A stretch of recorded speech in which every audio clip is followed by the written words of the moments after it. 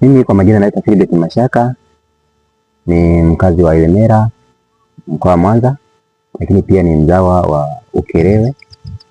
Niko hapa kuongea na vijana wenzangu juu ya maisha yetu binafsi. Kama unavyojua, vijana tumekuwa na mfumo fulani ambao unatuathiri kwenye maisha yetu. Tumekuwa na kesho kabla ya leo. Kama unavyojua, tumeanza mwaka 2026. Kuna vijana wengi na mimi nikiwemo, tumekuwa na tabia ya kugairisha mambo, lakini pia tumekuwa na tabia ambayo kila muda imekuwa ikijitokeza kwenye maisha yetu, lakini hamna kinachofanyika. Tumekuwa na tabia moja, nitafanya kesho, ngoja nisubiri kwanza, mwaka unakatika.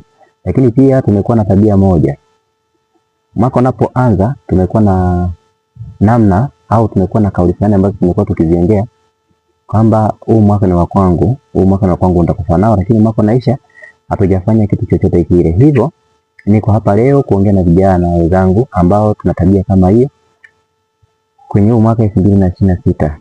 Sitamani kuona au kusikia kijana yeyote mwenye tabia kama hiyo ambaye anatamani kufanikiwa. Kama unavyojua kwamba mafanikio ni hatua ndogo ndogo unazozichukua leo. Mafanikio ni ile hali ya wewe kuanza kuchukua hatua hata panapoonekana kuna hatari au hakuna uwezekano kabisa. Wewe basi ukichukua nafasi hiyo, basi ndipo utakapoanza kidogo kidogo ili kuelekea kwenye mafanikio yako.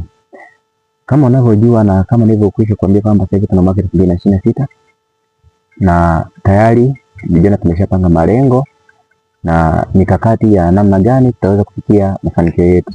Hivyo mwaka 2026 natamani kuona wewe kijana uliojiwekea malengo na wewe kijana uliojiwekea mipango namna gani utaweza kufanikisha malengo yako. Uanze kuchukua hatua kidogo kidogo hata pale unapoona kwamba hamna uwezekano na hamna njia nyingine. Hivyo nakuomba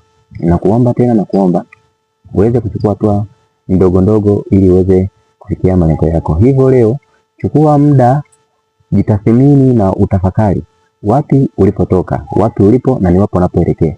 Ukigundua hicho, basi kitaweza kukusukuma wewe ili uweze kufikia malengo uliyojiwekea mwaka 2026. Mimi naitwa Philbert Mashaka, ni mwanzilishi wa Jeshi Media kwa maana online TV. Sina mengi zaidi, nikutakia utekelezaji mwema. Karibu kwenye vipindi vyangu vingine.